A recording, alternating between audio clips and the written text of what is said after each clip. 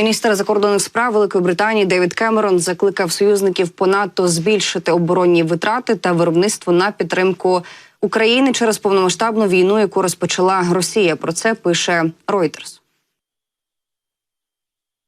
Члени Альянсу повинні активізуватися і витрачати більше на оборону перед обличчям триваючої російської агресії і більш небезпечного світу.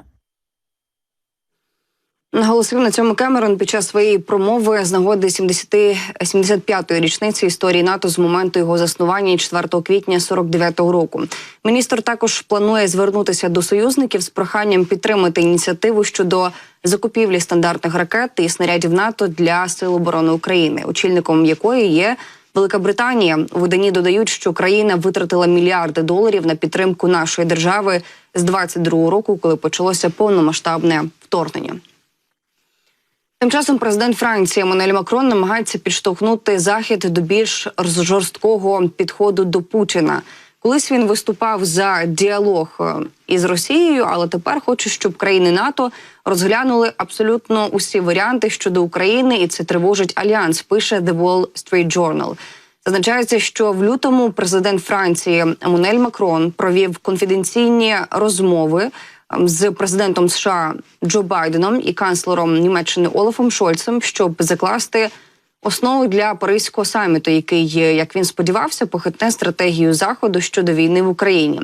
Його ідея являла собою радикальний відхід від позиції, якої адміністрація Байдена дотримувалася від початку війни – уникати дій, що могли б спровокувати Москву та ескалувати конфлікт.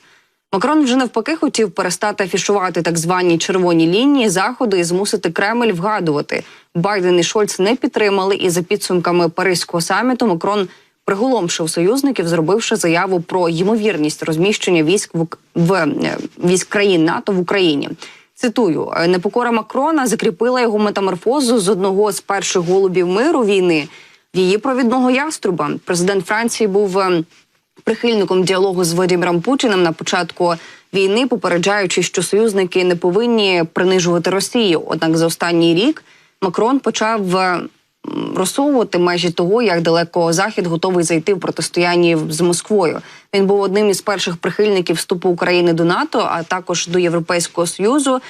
І він також був у центрі шквалу дипломатії, спрямованої на посилення військової допомоги Україні, приєднавшись до Великої Британії у відправленні потужних крилатих ракет до Києва, пише The Wall Street Journal. Вказується, що для Макрона війна в Україні стала перевіркою здатності Європи вижити у світі, де гарантії безпеки США більше не є герметичними, так би мовити.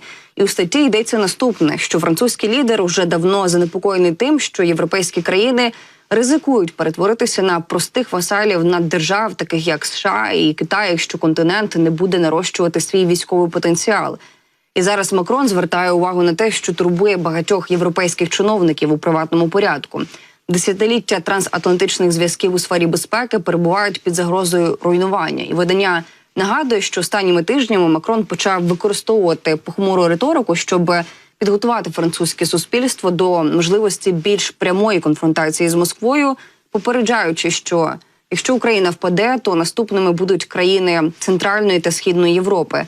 Однак, як зазначає The Wall Street Journal, прагнення Макрона до стратегічного суву стратегії ризикує розділити тих, кого він не прагне очолити.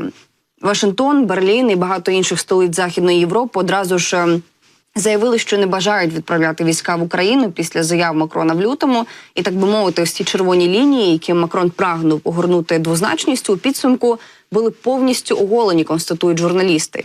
І перспектива присутності західних військ в Україні підняла гостре питання про те, як союзники мають реагувати, якщо хтось із них загине внаслідок російського удару. За словами американського чиновника, адміністрація Байдена була занепокоєна тим, що Росія може атакувати французькі війська, які можуть бути відправлені до України. Адже це може призвести до втягнення в конфлікт Франції та, можливо, інших західних країн. Макрон, однак, сказав союзникам, що необхідності втягувати НАТО або США не буде. І після першої хвилі критики Макрон почав помічати, що підтримка його ідеї набирає обертів у європейських країнах, які межують з Україною та Росією, пише видання.